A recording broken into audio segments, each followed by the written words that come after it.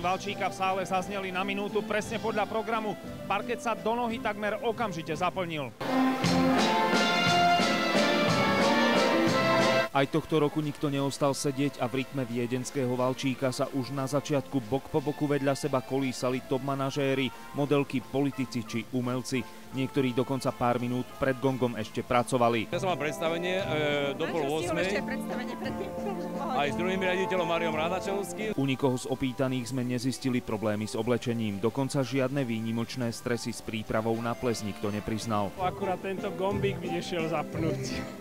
A čo tanec? Myslím, že nič sme netrenovali, nezabudli sme nič. 600 hostí, 130 čašníkov, 6000 sád príborov. Témou plesu bolo ľadové kráľovstvo. Tomu sme sa snažili prispôsobiť niektoré novinky. Napríklad neprichádzali hostia po červenom, ale bielom koberci. Hviezdami večera boli bez pochyby Boniem, taktiež v bielom.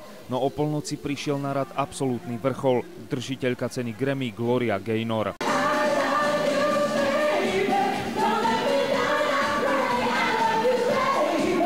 Keďže ples by mal byť hlavne o tanci, na záver ešte aspoň niektoré z povšimnutia hodných tanečných kreácií hostí.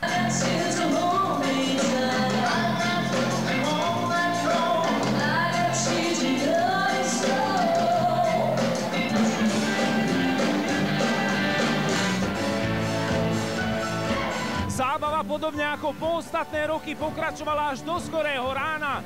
Darius Haraxín, televízia Joj.